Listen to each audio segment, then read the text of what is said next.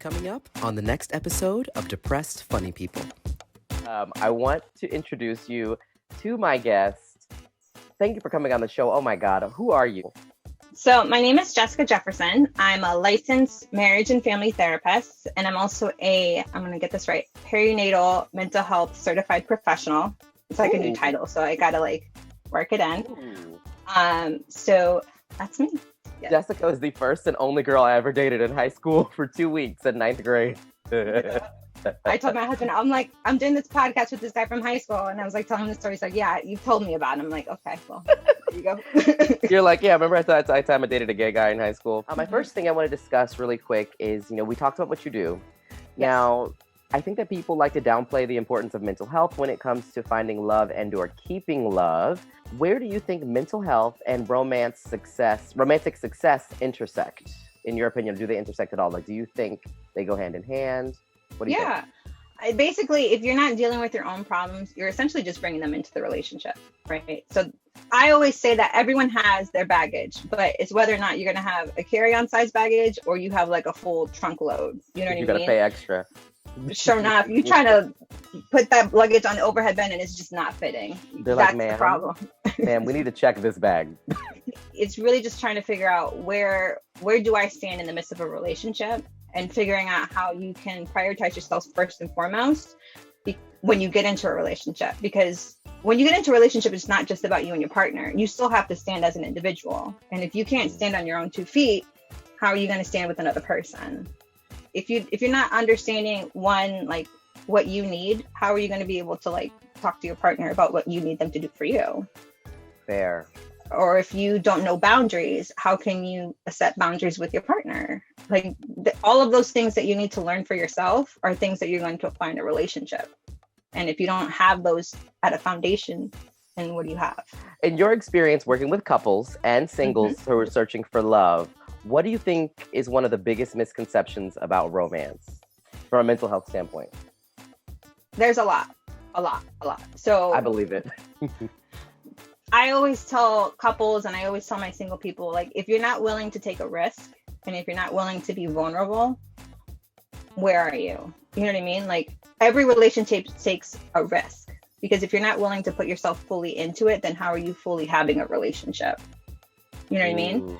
And you have to be, and I'm not saying that you have to be vulnerable at the outset, but at a certain point, once the relationship turns seriously, a person needs to understand who you are in order for the relationship to flourish in the way that it needs to, in the way that it needs to grow. So basically, it's just about understanding that it takes risk and vulnerability. And if you're not willing to do that, then maybe you need to think about, are you ready to really have a relationship, or an honest relationship is, I guess, the way to say it. The bigger things that I see with couples and singles is that and it kind of goes back to vulnerability. It's they rather not say anything to avoid conflict, which only makes the problem bigger.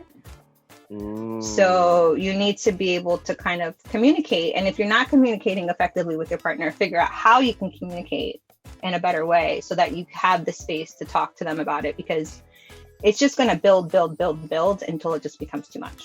Basically, there's a researcher out there who is able to predict divorce with a 96% accuracy. He's that on it when it comes to relationships.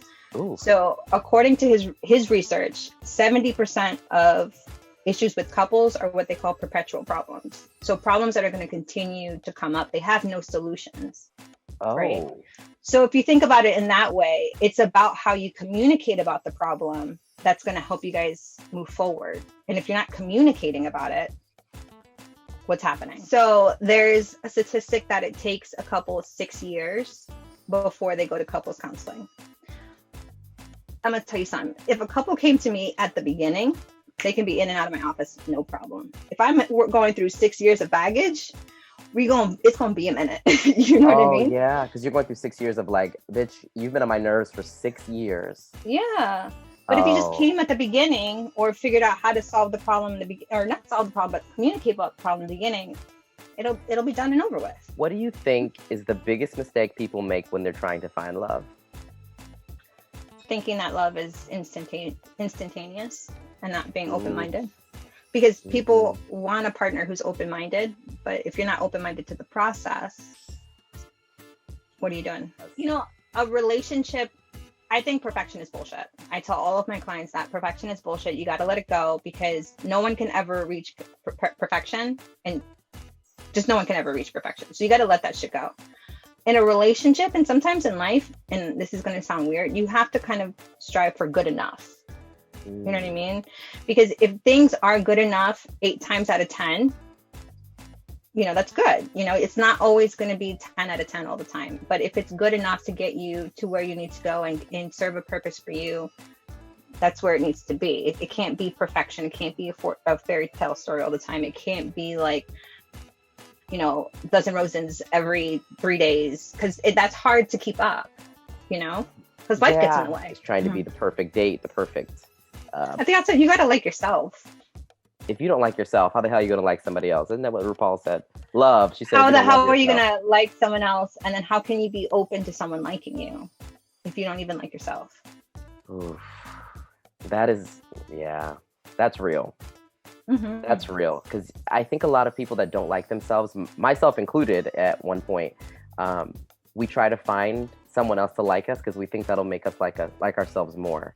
Like we get our self-worth through other people showing us that they like us. So if I could find a partner that likes me enough, that means I'm worthy, instead of it being the other way around, which is I know I'm worthy, and now I can go find a partner who's going to also see that worth. It was I hate myself, or I'm upset with myself, or I don't feel like I'm good enough. But if he takes me, then that means maybe I am good enough after all.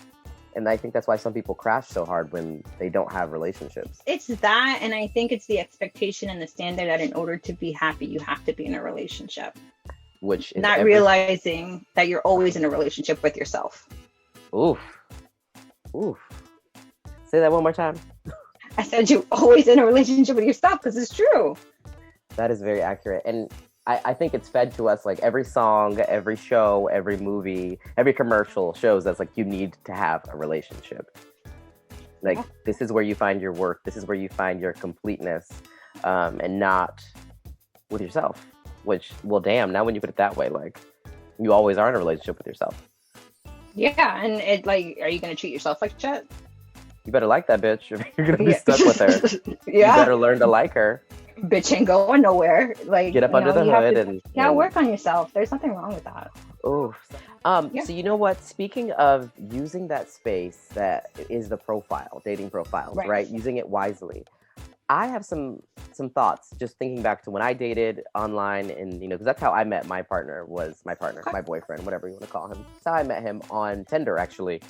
So I think that when it comes to that space, I think a lot of people would love the idea of just being super transparent and saying, this is what I want. But I feel like in this generation, especially, and maybe it's always been going on, but I feel like we are afraid to be vulnerable, like you were saying, because we almost feel like people will look at you as like you're thirsty or you're crazy. I'd rather be transparent than, find 5 dates later that the bitch ain't what she said she was. You know what I mean? Like, Correct. Let me know.